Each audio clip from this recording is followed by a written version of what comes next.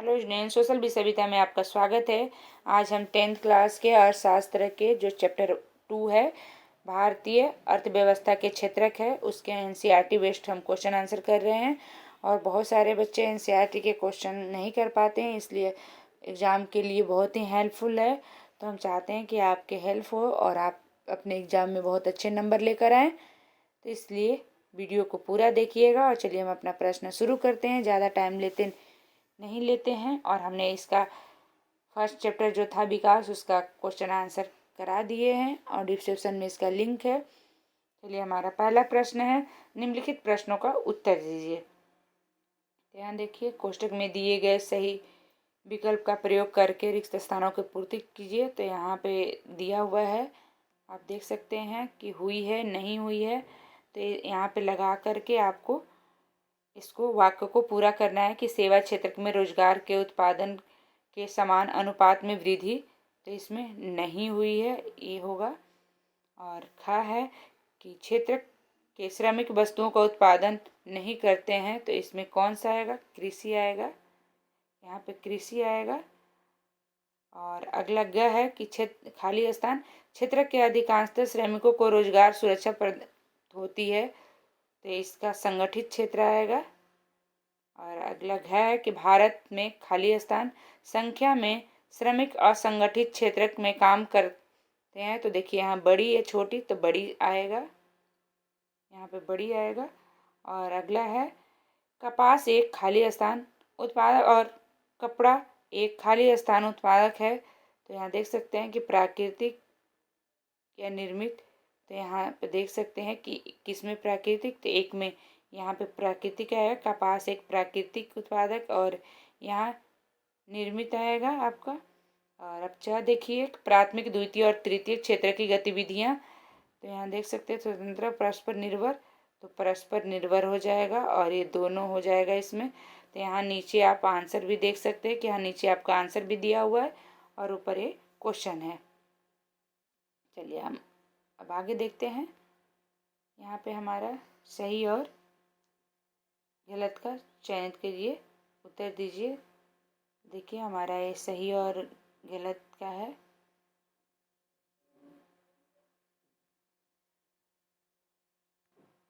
तो देखिएगा ये पहला हमारा, ये यहाँ पे सेकंड जो दिया हुआ है कि सार्वजनिक और निजी क्षेत्र के आधार पर विभाजित कीजिए, तो इसका इसमें कौन सा होगा?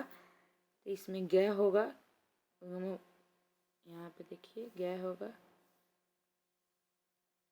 के स्वामी। और हमारा सेकंड प्रश्न है, एक वस्तु का अधिकांशतः प्राकृतिक प्रक्रिया का उत्पादन खाली स्थान क्षेत्र की गतिविधि है, तो इसका क्या होगा? प्राथमिक होगा, ये सभी को पता होगा। और अगला प्रश्न हमारा है, किसी विशेष वर्ग के उत्पादक खाली स्थान के मूल्य के कुल योगफल को जीडीपी कहते हैं, तो अब सा का देखिए घ होगा कि सभी मध्यवर्ती एवं अंतिम वस्तुओं की सेवाओं। अगला हमारा प्रश्न है, जीडीपी के वर्ष में 2003 में तृतीय क्षेत्र की हिस्सेदारी खाली स्थान है, तो इसका द के जो हमारा ग हो जाएगा कि 50% या 60% के बीच में, ये वाला हो जाएगा। और अगला हमारा देखिए यहाँ पे आपका आंसर भी सभी का दिया हुआ है, यहाँ से आप कर सकते हैं सभी का। अब चलिए हमारा अगला प्रश्न है, निम्नलिखित को सुमेलित कीजिए, कृषि क्षेत्र की समस्याएं और कुछ उपाय है। तो यहाँ पे देखिए, यहाँ पे कृषि क्षेत्र की समस्याएं यहाँ दिया हुआ है, असिंचित भूमि, फसल का कम मूल्य, कर्ज भार, मंदी काल में रोजगार का अभाव, कटाई के तुरंत बाद स्थानीय व्यापार को अपना अनाज बेचने का व्यवस्था। अरे देखिए अगला दिया है, कुछ संभावित उपाय है, आप देखिए, और इन दोनों को मैचिंग करना है। यहाँ देखिए कृषि आधारित मिलों की स्थापना, सरकारी उनकी समिति, सरकार द्वारा खदानों की वसूली, सरकार द्वारा नहरों का निर्माण और कम ब्याज पर बैंकों द्वारा साख उपलब्ध कराना। कर्ज मतलब साख मतलब, तो यहाँ देखिए ये आंसर भी दिया हुआ है आपको कि किस में होगा। द का जगह पर 1 होगा और ब की जगह 2 है और ये देखिए या की जगह 4th है और आ की जगह 5 है। इस तरह से देख सकते हैं और थर्ड इस तरह से यहाँ आंसर भी दिया हुआ है, तो आप मैचिंग कर सकते हैं। और अगला प्रश्न है, असंगत की पहचान करें और बताएं। मतलब इसमें गलत कौन सी है, तो इसमें पहचान करें और बताएं। तो ये देखिए, असंगत की पहचान कर बताएं ये क्यों। ये देखिए यहाँ पे कै खे गे घे दिया हुआ है, तो इनका ये यहाँ पे क्वेश्चन है और यहाँ से आंसर देखिए कै का। देखिए कै खे के दिया है कि प्रकटन निर्देशक धोबी दर्जी कुम्हार, तो यहाँ पे प्रकटन निर्देशक असंगत है और यहाँ पे प्रश्न है ये यहाँ पे आंसर आपका। और यहाँ पे खा का शिक्षक डॉक्टर सब्जी विक्रेता वकील, यहाँ पे सब्जी विक्रेता असंगत है। मतलब इसमें गलत क्या है छांटना था, असंगत क्या है, तो यहाँ पे देखिए ऐसे आपको दिया हुआ है। और इसमें ग में देखिए डाकिया मोची सैनिक पुलिस कांस्टेबल, तो मोची असंगत है। इसी तरह से हम घ में भी देखेंगे। ये देखिए ग तक है, घ सारा सही है, तो इसलिए घ में कोई नहीं है। अब अगला प्रश्न है हमारा, एक शोधक ने सूरत शहर में काम करने वाले लोगों से मिलकर निम्न आंकड़े जुटाए। मतलब देखिए ये आंकड़ा है कि रोजगार की प्राकृतिक संगठित और श्रमिक की प्रतिशत, और यहाँ पे कार्य स्थान है जो काम करने वाले की सरकार द्वारा पंजीकृत कार्यालय और कारखानों में औपचारिक अधिकार पत्र सहित बाजारों में अपनी दुकान कार्यालय या और क्लिनिक में सड़क पर काम करते लोग, निर्माण श्रमिक घरेलू श्रमिक, इस तरह से है। और नीचे इसी का एक क्वेश्चन है और नीचे आंसर आप देख सकते हैं डायग्राम में बना करके। देखिए हमारा ये आंसर है, इस तरह से आंसर आप देख सकते हैं कि कार्य स्थान है, रोजगार की प्रगति और श्रमिकों का प्रतिशत है। संगठित है 15%, संगठित 15, असंगठित 20, असंगठित 50। इस तरह से छोटे कार्यशाला जो प्राय सरकार द्वारा पंजीकृत नहीं है, इस तरह से आप कर सकते हैं अपने कॉपी में। चलिए अगला प्रश्न है, क्या आप मानते हैं कि आर्थिक गतिविधियों का प्राथमिक द्वितीय और तृतीय क्षेत्र में विभाजन की उपयोगिता है, व्याख्या कीजिए कि कैसे। तो ये हमारा प्रश्न है यहाँ और ये हम आपका आंसर है। तो इस तरह से नोट करते हुए चलिएगा, लिखते हुए चलिएगा। और हमने इसका पार्ट 2 भी डालेंगे ताकि उसमें जो भी डायरेक्ट बोर्ड में एग्जाम आए हैं पेपर में, बहुत ही महत्वपूर्ण, और वीडियो का आप पूरा देखिएगा, अपने दोस्तों में भी शेयर करिएगा ताकि वो भी देख सकें। अगला प्रश्न है हमारा, इस अध्याय में आए प्रत्येक क्षेत्र को रोजगार और सकल घरेलू उत्पाद जीडीपी पर क्यों केंद्रित करना चाहिए, चर्चा करें। तो यहाँ देखिए आंसर है और यहाँ से आप कर सकते हैं और इसे नोट करते हुए जाइएगा कि देखिए यहाँ भी दिया हो कि भारत में लगभग 60% जनता प्राथमिक क्षेत्र में लगी हुई है। यह सारी जानकारी हमें तभी मिल पाती है जब हमने उनका सकल घरेलू उत्पाद तथा रोजगार के क्षेत्र में मूल्यांकन कर लिया है। इसके अतिरिक्त प्रत्येक क्षेत्र में सकल घरेलू उत्पाद और रोजगार से जोड़कर कई लक्ष्य प्राप्त किए जा सकते हैं, जैसे गरीबी निवारण, आधुनिक तकनीकी का विकास तथा आर्थिक क्षेत्र में विकास की असमानताओं को कम करना आदि प्रश्न ये देख सकते हैं। और अगला हमारा है 8वां प्रश्न है,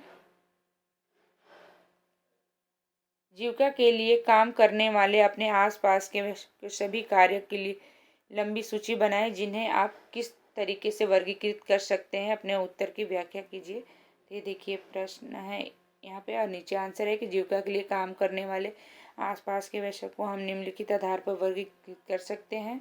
कार्य की ये देखिए प्रकृति के आधार पर वर्गीकरण, यहाँ पे प्रकृति के आधार पर इसमें 3 पॉइंट दिए हुए हैं और आप नोट करके कैसे एक एक लाइन पढ़ते हुए चलिएगा। इस तरह से पढ़ते हुए चलेंगे तो आप बहुत ही अच्छे से कर पाएंगे, देख पाएंगे। और ख है कि रोजगार की दशा के आधार पर वर्गीकरण इसमें दिया हुआ है, यहाँ देखिए रोजगार के। और ग है कि उद्योगों के स्वामित्व के आधार पर वर्गीकरण।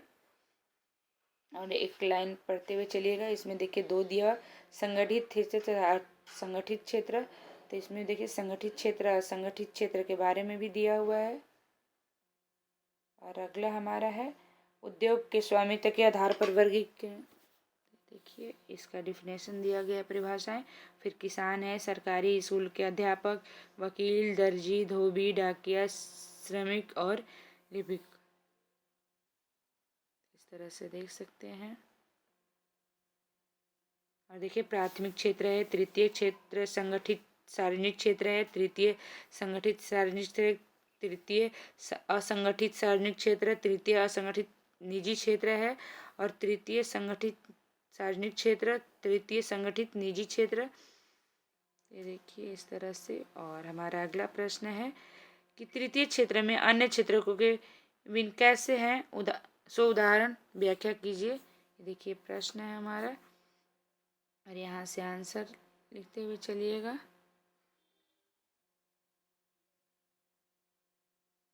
देखिए बैंकों, टेलीफोन, बीमा कंपनी की आवश्यकता होती है, सभी तृतीय क्षेत्र के उदाहरण है। इस प्रकार तृतीय क्षेत्र सेवाएं प्रदान करती है जिनका उपयोग प्राथमिक और द्वितीय क्षेत्र की क्रियाओं का विकास के लिए किया जाता है। अगला प्रश्न है हमारा है, ये देखिए कि प्रच्छन्न बेरोजगारी से आप क्या समझते हैं। शहरी और ग्रामीण क्षेत्र में उदाहरण देकर के इसको समझाइए कि प्रच्छन्न बेरोजगारी क्या है। तो प्रच्छन्न बेरोजगारी इसे कहते हैं कि जहाँ एक लोग के काम है वहाँ 2 लोग के रखना। ग्रामीण क्षेत्र में कैसे कि प्रच्छन्न बेरोजगारी के अभिप्राय ऐसी परिस्थितियाँ हैं जिसमें लोग प्रत्यक्ष रूप से काम करते हैं दिखाई किंतु वास्तव में उनकी उत्पादकता शून्य होती है। अर्थात यदि उनके पास काम से हटा दिया जाए या उन्हें कुल उत्पादन पर कोई प्रभाव नहीं पड़ता। भारत में गांव और कृषि में बड़े क्षेत्र पैमाने पर प्रच्छन्न बेरोजगारी पाई जाती है। जैसे भूमि के एक छोटे टुकड़े पर कई ज़्यादा श्रमिक काम करते हैं, मतलब भूमि की एक टुकड़ा है और ज़रूरत से ज़्यादा लोग काम करते हैं क्योंकि उनके पास कोई और अन्य काम नहीं है। इससे प्रच्छन्न बेरोजगारी की स्थिति पैदा होती है। इसी प्रकार शहर में प्रच्छन्न बेरोजगारी जिस छोटी दुकान पर तथा छोटे व्यवसाय पर पाई जाती है। अगला प्रश्न है हमारा, खुली बेरोजगारी एवं प्रच्छन्न बेरोजगारी के बीच विभेदी मतलब अंतर। यहाँ देखिए और इसका आंसर है कि खुली बेरोजगारी और प्रच्छन्न या गुप्त बेरोजगारी दोनों में अंतर है। तो इस तरह से आप नोट करते हुए चलिए और लिखते हुए चलिए। देखिए और लाइन बाय लाइन आप पढ़ते हुए चलिएगा, देखते हुए अच्छे से, ताकि कोई भी क्वेश्चन आपसे छूट ना पाए एग्जाम में। क्योंकि एक एक लाइन पढ़ते हुए चलेंगे तो अच्छे से करते हुए तो आप आराम से कर सकेंगे। क्योंकि हमारे चैनल पे सारे हर सब्जेक्ट के बहुत ही 2-2 वीडियो 2 पार्ट मिल जाएंगे। एक बहुत ही महत्वपूर्ण इम्पोर्टेंट क्वेश्चन है, एक्स्ट्रा प्रश्न मिल जाएंगे, और एक हमारे एनसीईआर, दोनों एनसीईआरटी बेस्ड हैं लेकिन हम एक एनसीईआरटी के बुक से मेन क्वेश्चन निकाले हैं और ये अभ्यास के कुछ दिए हुए हैं। अगला प्रश्न हमारा है कि भारतीय अर्थव्यवस्था के विकास के तृतीय क्षेत्र कोई महत्वपूर्ण भूमिका निभा रहा है, क्या आप इसे सहमत हैं? अपने उत्तर के संदर्भ में कारण दीजिए। तो देखिए प्रश्न था और ये आंसर है हमारा। और आज के हमारा ये लास्ट प्रश्न है। आप अपने दोस्तों में भी शेयर करिएगा ताकि वो भी, जो भी आपके दोस्त एग्ज़ाम बोर्ड के देने वाले हैं, वो अच्छे से प्रिपरेशन कर पाएँ, तैयारी कर पाएँ। आपके प्री बोर्ड भी आ रहा है नज़दीक, क्योंकि अब 12 दिसंबर का है और आप बोर्ड के एग्ज़ाम भी फरवरी में है, 15 फरवरी से। तो आप इस तरह से तैयारी करिए और मैं कोशिश करूँगी कि मैथ, इंग्लिश, साइंस का भी आपके लेकर आऊँ सैम्पल पेपर, ताकि आप उससे भी प्रैक्टिस हो पाए। तो आप किस तरह के और वीडियो चाहते हैं कमेंट में कमेंट करके ज़रूर बताएं। और जो बच्चे हमारे चैनल पर नए हैं, हमारे वीडियो को लाइक सब्सक्राइब करें, अपने दोस्तों में शेयर करें। नेक्स्ट वीडियो में जल्दी मिलेंगे। धन्यवाद।